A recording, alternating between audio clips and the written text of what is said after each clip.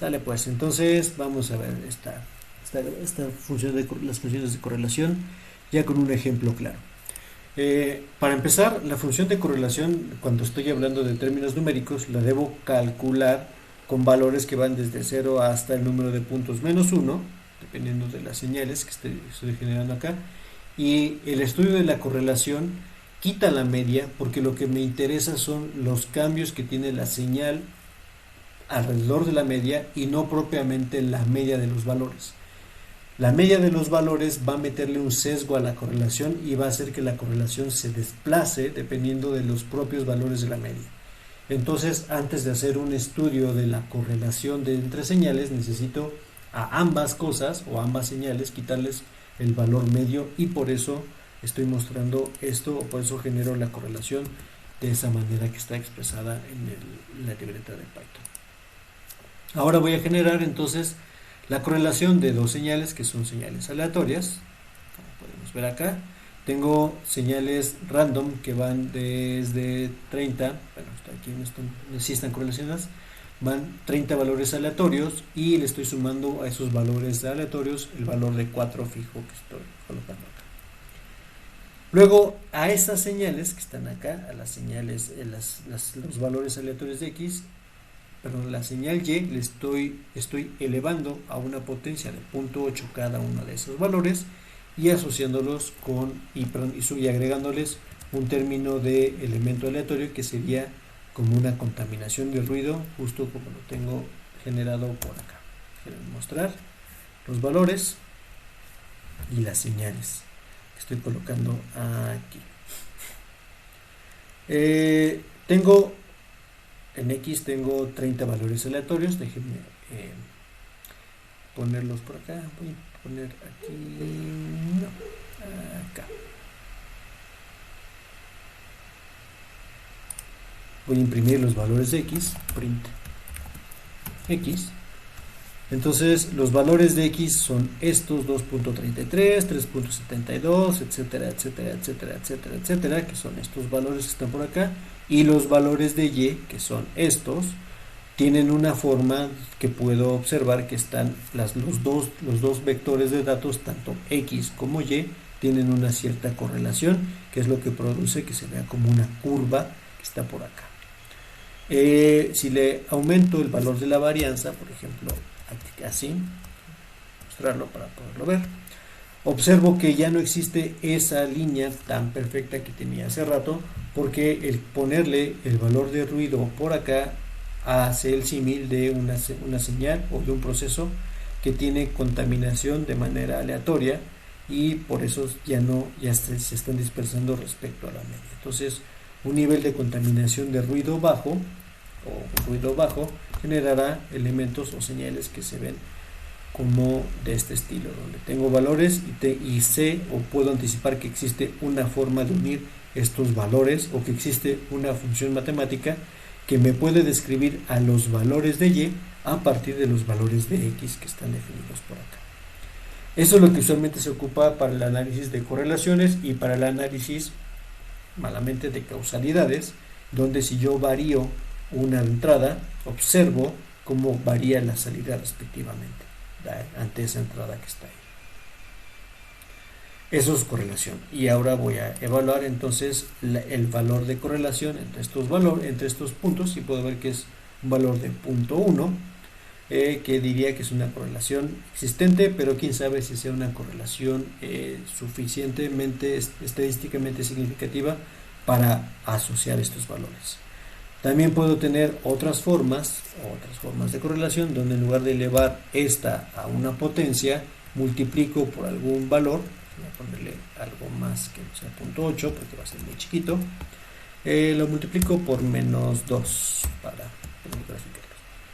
Y ahora la correlación, o esto es lo que diría como índice de correlación, puedo ver que los datos se ponen o se distribuyen a través de una recta cuya pendiente es menos 2 y tienen un cierto sesgo. Déjenme ponerlos por acá para mostrar lo que sucedería en un proceso de medición como tal. Tengo valores, algunos valores están fuera de la norma o de los puntos, y entonces asocio o digo que esos puntos son puntos que están con error o que tienen un error en la medición, en la generación o en la adquisición de la medición. Y entonces la correlación, ahora entre estos puntos, me sirve para saber si esos puntos realmente son procesos o el proceso es un proceso que está relacionando la salida con la entrada a partir de esos valores de correlación que están definidos por ahí. Ahora, entre señales, o que es lo que nos corresponde a nosotros, estoy generando ahorita una señal que tiene un valor de una frecuencia de pi sobre 20, tengo otra señal cosenoidal que tiene un valor de pi sobre 20, pero con un desfasamiento de pi medios respecto a la entrada a la otra señal y que tenía por acá. A ambas señales le estoy poniendo un valor de media, que es más 2 y menos 1.2, y lo que quiero ver acá, o lo que necesito ver son los valores de las dos señales, pero sin sus valores de media respectiva. Como tendría que pasar, entonces tengo una señal que es una señal cosenoidal, tengo una señal que es una señal senoidal, que son estas, y lo que me interesaría saber es si estas dos señales tienen correlación o no, y si esa correlación cambia en función de la muestra o del tiempo que haya entre las señales. Es decir, voy a tomar a una señal, la voy a empezar a correr respecto a la otra y voy a empezar a evaluar qué tanto se parecen las señales o esas dos señales entre sí. Déjenme ver esta gráfica que está por acá. Lo que estoy haciendo, por ejemplo, lo que tengo aquí graficado es en una nueva gráfica donde tengo los valores en lugar de tener los valores de tiempo, tengo x de n contra y de n, que está aquí, y lo que estoy generando, o esos puntos que se ven como el círculo, están definidos por allá, abajo, es para cada una de las muestras de las dos señales, que aquí sería n igual a 0, n igual a 0 es acá,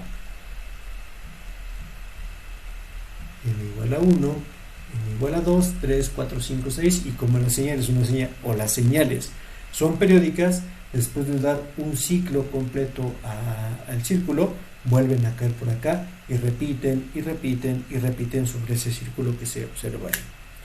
Ese círculo depende, en este caso, de la fase que le ponga a las señales. Déjenme mostrarles cómo es posible eso. Voy a cambiarle la fase, voy a ponerle una fase menor. Entonces las dos señales están casi encimadas y lo que va a pasar cuando los grafique juntos es que va a aparecer casi una señal recta, ¿no? Esta curva, que en el osciloscopio se conoce como la curva de Lissajous, me habla un poco de la correlación que hay entre dos señales senoidales. Si las dos señales están perfectamente sincronizadas, entonces la curva de Lissajous se convierte en una recta. Voy a mostrarles cómo es posible eso. Aquí le pongo 0 por pi.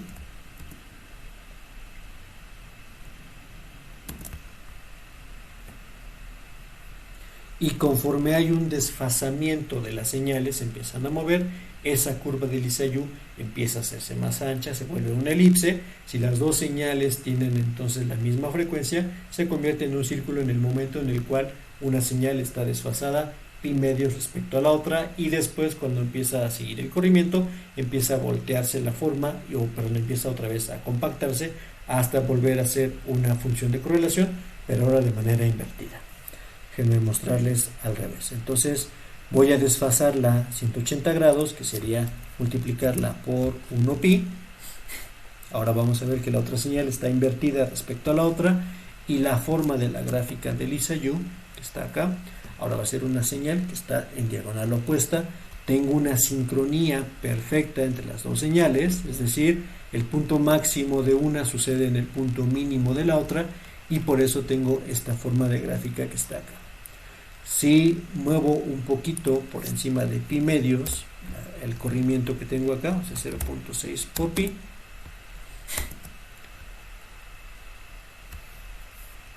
entonces se ve como esa gráfica empezaba en una recta, se empieza a ensanchar por acá, se vuelve un círculo y después cambia la perspectiva y entonces empieza a adelantarse, y por eso la forma de las gráficas de Lisa Yu, que me indican cómo es la salida o cómo puedo saber si existe un corrimiento respecto de la entrada que tengo en mi circuito, si es que estoy hablando de circuitos eléctricos, o entre dos señales que están definidas por ella. Si las señales tienen frecuencias distintas, por ejemplo, voy a poner una frecuencia distinta por acá, dejar el corrimiento en pi medios. Esta señal seguramente tiene también periodicidades, pero la curva de Lisa Yu ya no es una forma como una elipse, sino tiene otra estructura que depende mucho de la relación que existe entre los puntos de frecuencias que hay de las señales. Es una forma que de todas maneras es periódica, porque aunque no se vea aquí, existirá un periodo de valores o de señales, de tiempo, en el cual las dos curvas que están ahí van a volver a regresar a los mismos valores, y ese periodo es el mínimo común múltiplo de los periodos individuales de cada una de las señales. De hecho, si duplico una de las frecuencias, por ejemplo, aquí le voy a poner 40 y la otra 20, que es el doble, tengo el doble del periodo, esta forma que está acá,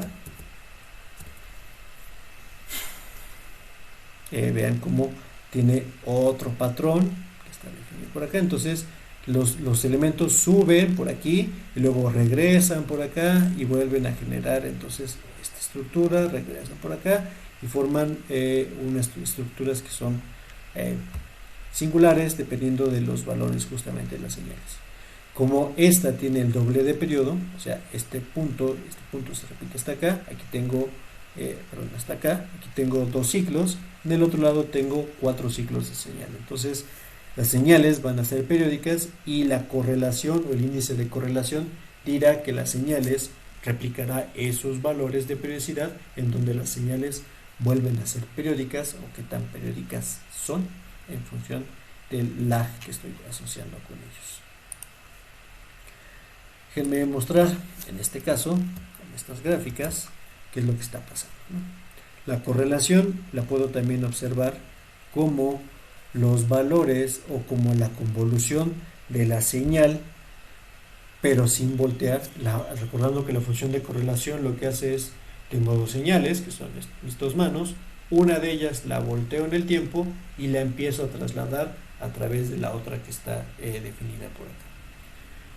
Lo que hace, o lo que estoy haciendo en el código es, si esta señal la tengo que invertir con la convolución, si la paso invertida, al momento de invertirla otra vez, ese y dos puntos menos 1 lo invierte, y la paso por la señal, entonces estoy haciendo la correlación, estoy calculando la estimación de la correlación de las señales que tengo ahí.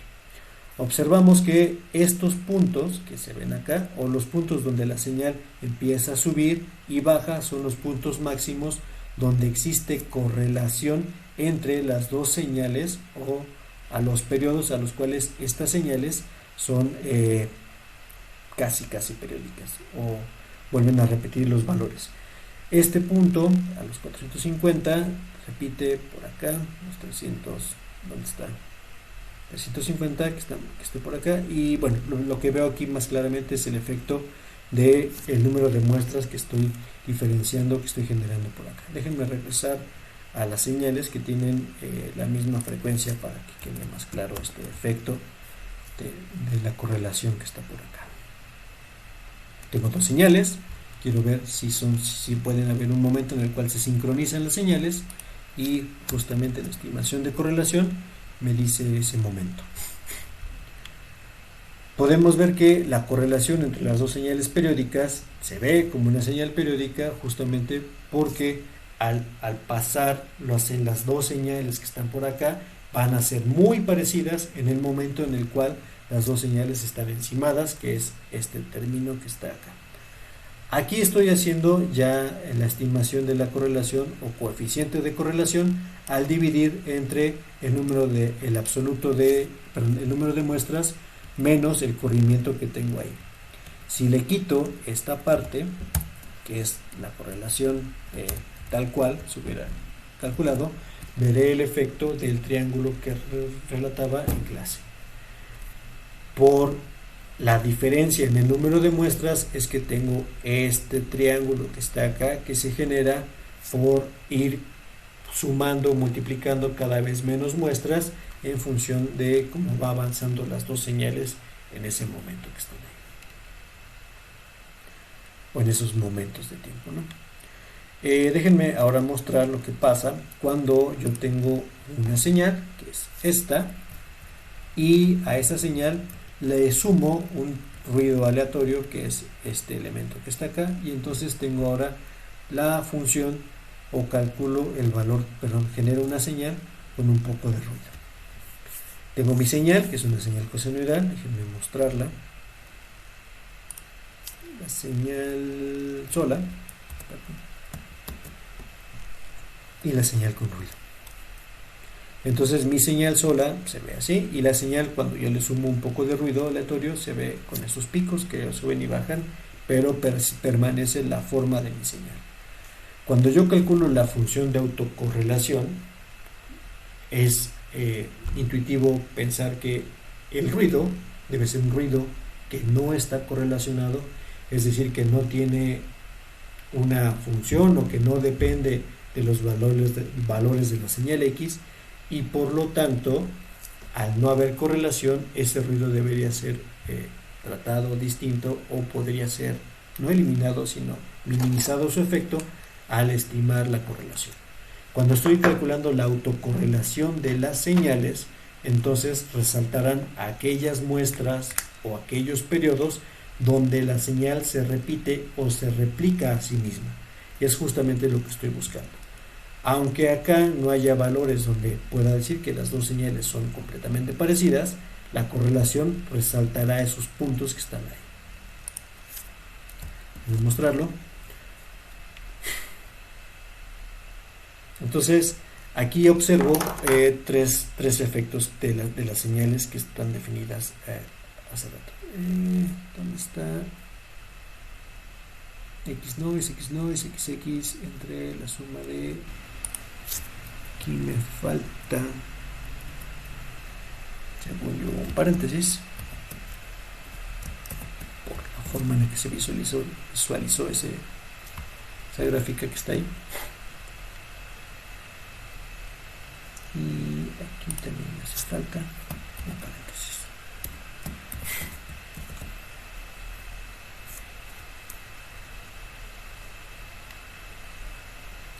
Sin ruido. La señal sin ruido es esta.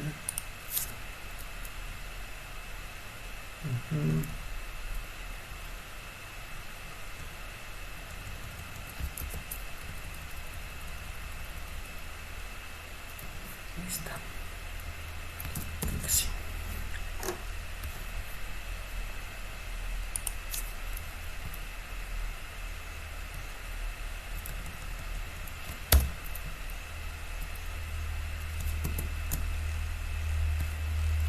RWW, este cierra con este, tengo aquí un rollo con los paréntesis, este cierra con este cierra con el anterior, es este, y estos dos que están acá cierran así.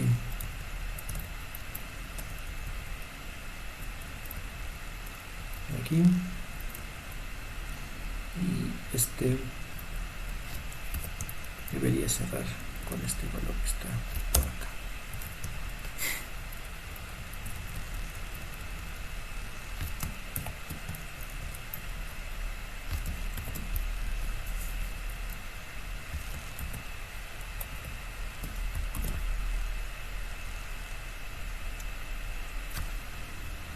Ahí está. Justamente lo que quería. Estoy graficando las funciones de autocorrelación normalizadas y puedo ver que la señal con ruido, que es la señal o los puntos azules que tengo por acá, siguen la misma estructura de forma que la señal que no tiene ruido, o que es puramente una señal cosenoidal, como es este caso que está definido en el colado de la coloración roja. Entonces, para la función de correlación, el agregar ruido le afecta poco a la estimación de los lags donde existen esas correlaciones o esas repeticiones de la propia señal que tenía definida inicialmente. Déjenme regresar a cómo estaba mi gráfica antes de hacer todos estos cambios de paréntesis para mostrar algo más relativo a esta parte.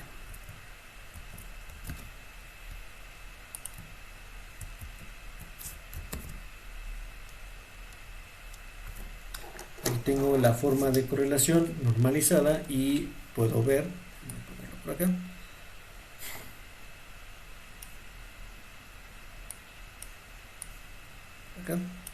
Como la señal con ruido, que es esta, permanece o tiene la misma estructura que había dicho de la señal sin ruido, y aquí estoy observando cuál es el efecto de la ventana que le estoy generando a la señal, quitándole la ventana de n sobre el absoluto de L para la estimación de la correlación como lo tengo definida por acá.